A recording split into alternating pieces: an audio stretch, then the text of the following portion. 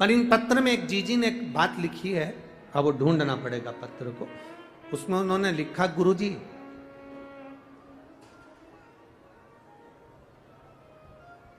मान लो हम जल चढ़ाते चढ़ाते 2-3 महीने हो गए और शंकर भगवान हमारी नहीं सुन रहे, तो हम जल किस दिशा में बैठकर चढ़ाएं या किस दिशा में खड़े होकर चढ़ाएं? जलाधारी कहां होती है शंकर भगवान की? जम के बोलो जरा सबको, पहले भी कथाओं में बताया। शिव जी की जो ये शंकर भगवान का शिवलिंग है, ये जलाधारी जो पानी बहने का स्थान है, पूरब पश्चिम उत्तर दक्षिण, इसमें से जलाधारी किस ओर जाती है? उत्तर की ओर। कहां जाती है? जम के बोलो जरा, उत्तर की ओर। केवल भारत की भूमि पर एक शिवलिंग ऐसा है जिसकी जलाधारी दक्षिण की ओर है, वो केवल उज्जैनी के कालाधिपति महाकाल बाबा हैं, जिनकी जलाधारी दक्षिण में। बाकी के दुनिया में जितने आपको शंकर के मंदिर मिलेंगे, जितने शिवालय मिलेंगे, सबकी जलाधारी कहां पर रहेगी? जम के बोलो जरा, उत्तर में। उत्तर की ओर जलाधारी रहेगी, उत्तर में। पूरब पश्चिम में नहीं, दक्षिण में नहीं, उत्तर की ओर जलाधारी रहती है। तो बेटी ने पूछा कि गुरुदेव अगर मान लो हमें जल चढ़ाता चढ़ाता इतना दिन हो गया और बाबा नहीं सुनी रिया, तो हम कई करें? अब उसने तो, बेटी ने तो अपनी भाषा में, राजगढ़ की भाषा में लिख दिया कि हम काई करें। अब तुम बताओ। तो मेरा उस बेटी से निवेदन है, तुम काई मत करो, बस इतना करो कि उत्तर की ओर जो जलाधारी होती है ना, प्रत्येक मंदिर में, ऐसा कोई शिव मंदिर नहीं होगा जिसमें उत्तर की ओर जलाधारी नहीं हो। सब मंदिर में उत्तर की जलाधारी रहती, केवल एक कालाधिपति महाकाल राजा की दक्षिण में, बाकी के सब की उत्तर में। तो अगर बाबा नहीं सुन रहे हैं तो बेलपत्री एक अशोक सुंदरी वाली जगह पर चढ़ाकर, दूसरी बेलपत्री बाबा देवादिदेव महादेव को, ये डंडी का मुख अशोक सुंदरी के यहाँ चढ़ाओ तो उत्तर की ओर। ये जो आप बेलपत्र चढ़ाओगे शिवलिंग के ऊपर, इसकी डंडी का मुख भी उत्तर की ओर। और तुम जब बैठो तो दक्षिण में बैठना। कहां पर बैठना? यहां बैठोगे तो यहां से जो पानी बह रहा है, आप कहां बैठोगे? जैसे ये पानी यहां बह रहा है तो तुम्हें कहां बैठना है? इसके इधर। ना तुम्हें इधर बैठना है ना तुम्हें उधर बैठना। कहां बैठोगे? दक्षिण में। दक्षिण में बैठोगे तो तुम्हारा मुख कहां हो गया? जम के बोलो, जम के, उत्तर में। तो तुम जब यहां बैठोगे तो ये जो जलाधारी है जहां से पानी बहकर जा रहा है, यहां बैठोगे। और जब आप जल समर्पित करोगे, जल चढ़ाते चढ़ाते एक बार थोड़ा सा आगे बढ़कर जल की धार को अशोक सुंदरी तक लेकर जाना। ये लगभग तुम 2 या 3 महीना कर कर देखो, मेरा बाबा तुम्हारा हाथ जरूर पकड़ेगा, निश्चित है। वो बल उस स्थान से प्राप्त होगा, वो स्थान, क्योंकि प्रत्येक जो जलाधारी होती है वो उत्तर की ओर होती है। प्रत्येक जलाधारी 2 बेलपत्र समर्पित करना है। बेलपत्र की डंडी कहां होना चाहिए? अशोक सुंदरी पर चढ़ाओगे वो वाली, उसकी डंडी कहां हो? उत्तर की ओर। शिवलिंग पर जो बेलपत्र चढ़ाओगे उसकी डंडी कहां हो? उत्तर की ओर। तुम कहां बैठोगे? दक्षिण में। तुम्हारा मुख कहां हो? उत्तर। अर्थात जहां से पानी बहकर जा रहा है, हम इधर बैठे तो जैसे ये जल उधर बहकर जा रहा है तो हम इधर बैठकर बाबा को जल समर्पित करें और जल चढ़ाते चढ़ाते अपने कलश को थोड़ा सा आगे बढ़ाएं, जिससे अशोक सुंदरी तक वो धार जाए और वापिस शिवलिंग पर चढ़ाकर हमारे पास वो कलश वापिस आए। ये धार का महत्व समझिए।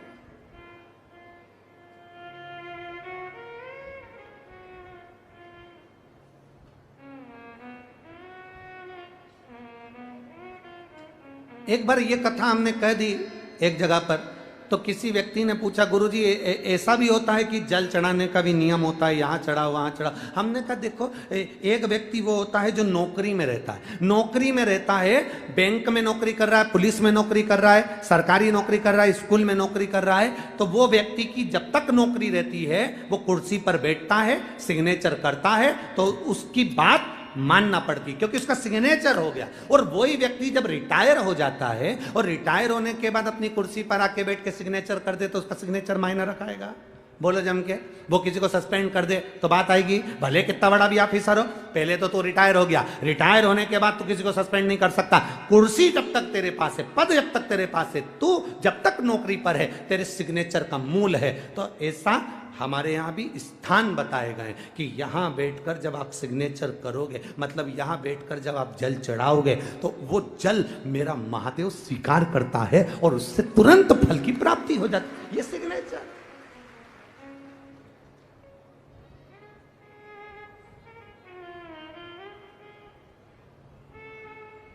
आप उस स्थान की मूलता को जानें।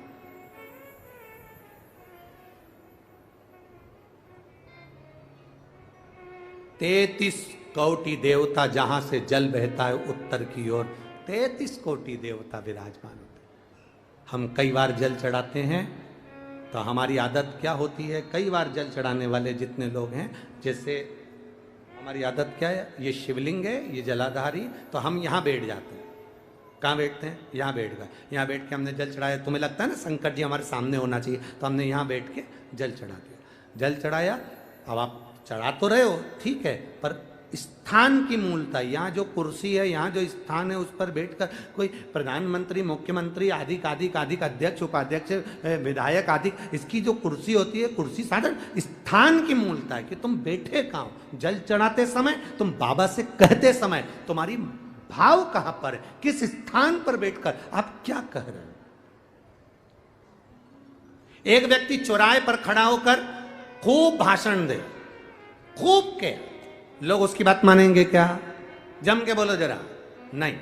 और वही व्यक्ति जब किसी व्यास गादी पर बैठ जाए, किसी स्थान पर बैठ जाए, जब वो अपने भगवान की बात करे, ज्ञान की बात करे, तो लोग उसकी बात मानते, थोड़ा बहुत मानेंगे पर मानेंगे जरूर। सबको मालूम है ये बड़बड़ करे, फिर भी अच्छी जगह पर बैठा, स्थान पर बैठा, उसकी मूलता, उस गादी की मूलता, उस स्थान की मूलता बढ़ गई।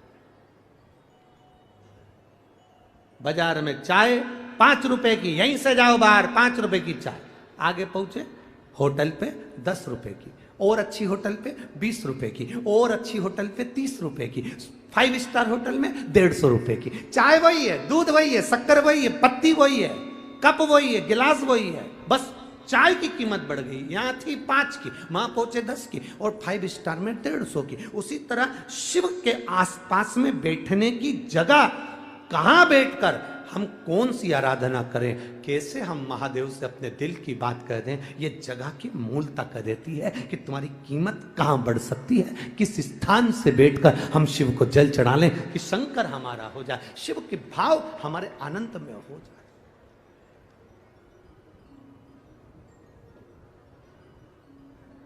कहीं दूर जाकर जल चढ़ाने की जरूरत नहीं, अपने नजदीक में, अपने गांव में, अपने क्षेत्र में, अपने खेड़े में, जहां शंकर का शिवालय हो, तुम्हारे पास में जहां शंकर का मंदिर हो, वहां जाओ, जाओ शिव के पास समर्पित। सताओ ना, तुम भी बोल लो एक बार, सताओ ना हमें लोगों, हमें दिल की बीमारी, हमारा वेद दुनिया में वो डमरू धारी।